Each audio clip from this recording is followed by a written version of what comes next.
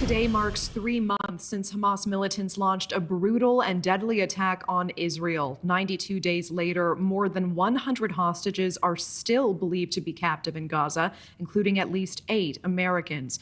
In the months following the attack, Israeli forces have unleashed a barrage of strikes on the Gaza Strip, targeting Hamas leaders. But as the 100-day mark draws closer, the end of war appears far out of reach.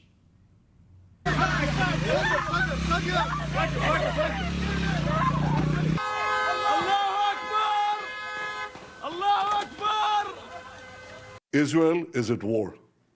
We didn't want this war. It was forced upon us in the most brutal and savage way.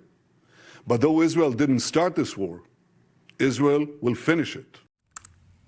Well, Israel's Prime Minister Benjamin Netanyahu holding strong to the statement he made in the wake of the first attacks. Fighting will not stop, he says, until Hamas is eliminated. Now, Israel is marking a new milestone in the war. It says it has dismantled the military infrastructure of Hamas in the north and now plans to focus on the south. The IDF recently found a tunnel system underneath Han Younis, but vowed to be more tactical in the area as operations continue. Millions of Gazans have fled to the area for safety. A spokesperson saying as it moves into the south, the IDF will, quote, do this differently, thoroughly, based on the lessons we have learned from the fighting so far. But fears of a widening conflict are growing tonight. There is new video into our newsroom showing Israel and Hezbollah trading fire in the north. And yesterday marked the heaviest day of cross-border fighting ever with Hezbollah.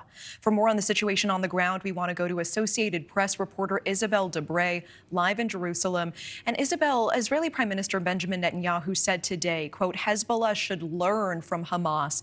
What is he referring to, and what can you tell us about the growing conflict at the Lebanon border tonight? In the weeks and past week after we heard about the alleged Israeli drone strike that killed the deputy Hamas leader Saleh Harouri in the southern suburbs of Beirut, there have been massive tensions because the southern suburbs of Beirut are essentially Hezbollah turf.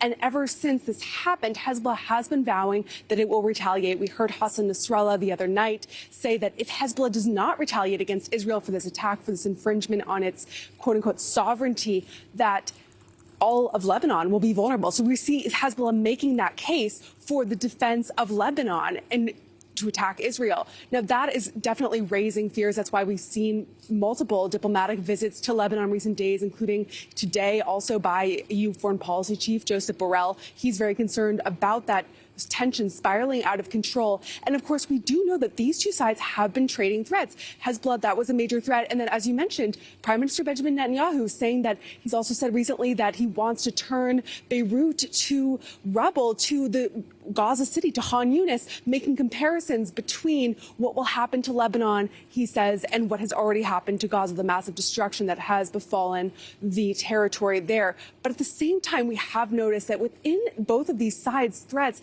they also say if the other side attacks. So even though both are clearly trying to stand firm and really hold their ground, they also are making it clear that neither side wants an all-out war that will plunge the entire Middle East into full bloodshed. There clearly is some amount of restraint, and even though we have been seeing these cross-border clashes intensify in recent weeks, we've also seen that it hasn't spiraled out of control just yet. Hezbollah has maintained most of its strikes close to the Israeli northern border, where most Israelis have already evacuated.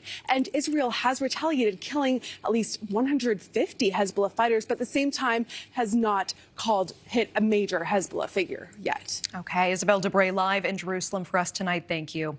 Thank you for watching. Go to newsnationnow.com to find News Nation on your television provider. And don't forget to click the red subscribe button below to get more of News Nation's fact-driven, unbiased coverage.